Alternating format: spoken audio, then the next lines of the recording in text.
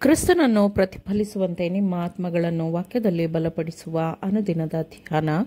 ಇಂದಿನ ಧ್ಯಾನದ ಶೀರ್ಷಿಕೆ ಕ್ರಿಸ್ತನ ಹೋಲಿಕೆಗೆ ತಕ್ಕಂತೆ ಬೆಳೆಯುವುದು. ಈ ದಿನದ ದೇವರ ವಾಕ್ಯ: ನಾನು ಯೆಹೋವನನ್ನು ಯಾವಾಗಲೂ ನನ್ನೆದುರಿಗೆ ಇಟ್ಟುಕೊಂಡಿದ್ದೇನೆ. ಆತನು ನನ್ನ ಬಲಗಡೆಯಲ್ಲಿ ಇರುವುದರಿಂದ ನಾನು ಎಂದಿಗೂ ಕದಲುವುದಿಲ್ಲ. ಕೀರ್ತನೆಗಳು 16ನೇ ಅಧ್ಯಾಯ 8ನೇ ವಚನ. ಕೆಲಸದ ಕೆಲವು ಭಾಗಗಳನ್ನು ತಾವು ಒಬ್ಬಂಟಿಯಾಗಿ ಮಾಡಬೇಕು ಎಂಬ ಯೋಚನೆ ಅನೇಕರಿಗಿದೆ. ಪಾಪಕ್ಷಮೆಗಾಗಿ ಅವರು ಕ್ರಿಸ್ತನಲ್ಲಿ ನಂಬಿಕೆ ಇಟ್ಟಿರುತ್ತಾರೆ. ಆದರೆ ಈಗ ಅವರು ತಮ್ಮ ಸ್ವಂತ ಪ್ರಯತ್ನದಿಂದ ಸರಿಯಾಗಿ ಜೀವಿಸಲು ಪ್ರಯತ್ನಿಸುತ್ತಾರೆ. ಆದರೆ ಅಂತಹ ಪ್ರತಿಯೊಂದು ಪ್ರಯತ್ನವೂ ವಿಫಲವಾಗುತ್ತದೆ. ನೀವು ನನ್ನನ್ನು ಬಿಟ್ಟು ಏನನ್ನೂ ಮಾಡಲಾರಿರಿ ಎಂದು ಯೇಸು ಹೇಳುತ್ತಾನೆ. ಕೃಪೆಯಲ್ಲಿ ನಮ್ಮ ಬೆಳವಣಿಗೆ, ನಮ್ಮ ಸಂತೋಷ, ನಮ್ಮ ಉಪಯುಕ್ತತೆ ಎಲ್ಲವೂ ಕ್ರಿಸ್ತನೊಂದಿಗಿನ ನಮ್ಮ ಸಂಬಂಧವನ್ನು, ಐಕ್ಯತೆಯನ್ನು ಅವಲಂಬಿಸಿರುತ್ತದೆ. ಪ್ರತಿ ಗಳಿಗೆಯೂ ಪ್ರತಿದಿನವೂ ಆತನೊಂದಿಗೆ ಮಾತನಾಡುವ ಮೂಲಕ, ಆತನಲ್ಲಿ ನೆಲೆಸುವ ಮೂಲಕ ನಾವು ಕೃಪೆಯಲ್ಲಿ ಬೆಳೆಯಬೇಕು. ಸಂಪೂರ್ಣವಾಗಿ ದೇವರನ್ನು ಸೇವಿಸಲು ಮತ್ತು ಆತನಿಗೆ ವಿಧೇಯರಾಗಲು ನಿಮ್ಮನ್ನು ನೀವು ದೇವರಿಗೆ ಒಪ್ಪಿಸಿಕೊಟ್ಟು ಕ್ರಿಸ್ತನನ್ನು ನಿಮ್ಮ ರಕ್ಷಕನನ್ನಾಗಿ ಸ್ವೀಕರಿಸಿದ್ದೀರಿ. ಆದರೆ ನಿಮ್ಮ ಪಾಪಗಳಿಗೆ ಕ್ಷಮಾಪಣೆಯನ್ನು ನೀವೇ ಮಾಡಿಕೊಳ್ಳಲು ಅಥವಾ ನಿಮ್ಮ ಹೃದಯವನ್ನು ನೀವೇ ಮಾನಸಾಂತರಗೊಳಿಸಿಕೊಳ್ಳಲು ಸಾಧ್ಯವಾಗುವುದಿಲ್ಲ. ಆದರೆ ದೇವರಿಗೆ ನಿಮ್ಮನ್ನು ನೀವು ಒಪ್ಪಿಸಿಕೊಟ್ಟ ನಂತರ ಕ್ರಿಸ್ತನ ನಿಮಿತ್ತ ಇದನ್ನೆಲ್ಲ ಆತನು ನಿಮಗಾಗಿ ಮಾಡಿದನೆಂದು ನೀವು ನಂಬುತ್ತೀರಿ. ನಂಬಿಕೆಯಿಂದ ನೀವು ಕ್ರಿಸ್ತನವರಾದಿರಿ ಮತ್ತು ನಂಬಿಕೆಯಿಂದ ಕೊಡುವುದರ ಮೂಲಕ ಮತ್ತು ತೆಗೆದುಕೊಳ್ಳುವುದರ ಮೂಲಕ ನೀವು ಆತನಲ್ಲಿ ಬೆಳೆಯಬೇಕು. ನಿಮ್ಮ ಹೃದಯ, ನಿಮ್ಮ ಚಿತ್ತ, ನಿಮ್ಮ ಸೇವೆ ಎಲ್ಲವನ್ನು ನೀವು ಆತನಿಗೆ ಒಪ್ಪಿಸಿಕೊಡಬೇಕು.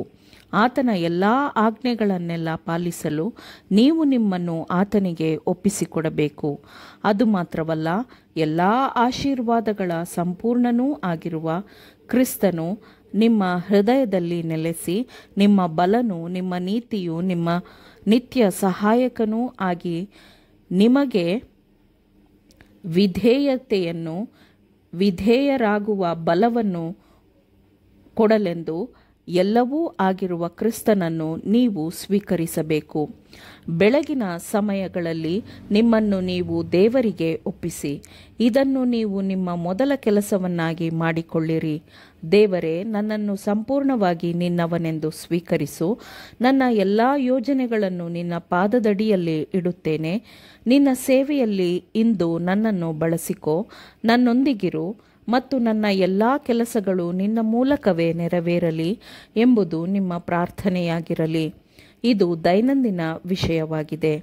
ಪ್ರತಿದಿನ ಬೆಳಿಗ್ಗೆ ಆ ದಿನಕ್ಕಾಗಿ ನಿಮ್ಮನ್ನು ನೀವು ದೇವರಿಗೆ ಒಪ್ಪಿಸಿಕೊಡಿರಿ. ನಿಮ್ಮ ಎಲ್ಲ ಯೋಜನೆಗಳನ್ನು ಆತನಿಗೆ ಒಪ್ಪಿಸಿಕೊಡಿ. ಈ ಎಲ್ಲ ಯೋಜನೆಗಳು ಆತನ ಅನುಗ್ರಹದ ಚಿತ್ತವಿದ್ದರೆ ನೆರವೇರುವಂತೆ, ಇಲ್ಲದಿದ್ದರೆ ಅದನ್ನು ಕೈಬಿಡಲು ಪ್ರಾರ್ಥಿಸಿರಿ. ಹೀಗೆ ದಿನದಿಂದ ದಿನಕ್ಕೆ ನೀವು ನಿಮ್ಮ ಜೀವನವನ್ನು ದೇವರ ಕೈಗಳಿಗೆ ಒಪ್ಪಿಸಿಕೊಡಬಹುದು ಮತ್ತು ಹೀಗೆ ನಿಮ್ಮ ಜೀವನವು ಹೆಚ್ಚು ಹೆಚ್ಚು ಕ್ರಿಸ್ತನ ಜೀವನಕ್ಕೆ ತಕ್ಕಂತೆ ರೂಪುಗೊಳ್ಳುತ್ತದೆ. ಕ್ರಿಸ್ತನಲ್ಲಿರುವ ಜೀವನವು ವಿಶ್ರಾಂತಿಯ ಜೀವನವಾಗಿರುತ್ತದೆ. ಆ ಅನುಭವದ ಆನಂದವಿಲ್ಲದಿರಬಹುದು, ಆದರೆ ನಿರಂತರವಾದ ಸಮಾಧಾನದ ನಂಬಿಕೆ ಇರಬೇಕು. ನಿಮ್ಮ ಭರವಸೆಯನ್ನು ನೀವು ನಿಮ್ಮಲ್ಲಿ ಇಡಲು ಸಾಧ್ಯವಿಲ್ಲ, ಅದನ್ನು ಕ್ರಿಸ್ತನಲ್ಲಿ ಮಾತ್ರ ಇಡಲು ಸಾಧ್ಯ. ನಿಮ್ಮ ಬಲಹೀನತೆಯು ಆತನ ಬಲಕ್ಕೆ, ನಿಮ್ಮ ಅಜ್ಞಾನವು ಆತನ ಜ್ಞಾನಕ್ಕೆ, ನಿಮ್ಮ ದೌರ್ಬಲ್ಯವು ಆತನ ನಿರಂತರವಾದ ಶಕ್ತಿಗೆ ಐಕ್ಯವಾಗಿದೆ. ಆದುದರಿಂದ ನೀವು ನಿಮ್ಮನ್ನು ನೋಡಬಾರದು, ನಿಮ್ಮ ಮನಸ್ಸನ್ನು ನಿಮ್ಮ ಸ್ವಾರ್ಥದ ಮೇಲೆ ನೆಲೆಸಲು ಬಿಡಬಾರದು. ಆದರೆ ನೀವು ಕ್ರಿಸ್ತನ ಕಡೆಗೆ ನೋಡಬೇಕು.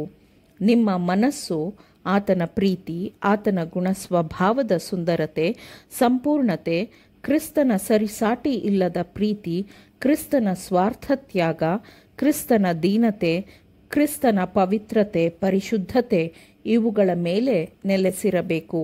ಇದು ಆತ್ಮದ ಚಿಂತನೆಯ ವಿಷಯವಾಗಿದೆ.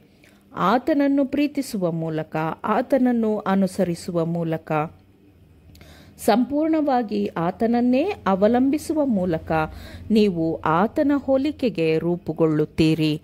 ಆಮೇನ್. ದೇವರ ವಾಕ್ಯಗಳನ್ನು ಶ್ರದ್ಧೆಯಿಂದ ಆಲಿಸುವವರು ಮಾತ್ರವೇ ಆಗಿರದೆ ಪಾಲಿಸುವವರೂ ಆಗಬೇಕೆಂದು ನಿಮ್ಮನ್ನು ಉತ್ತೇಜಿಸುತ್ತೇನೆ.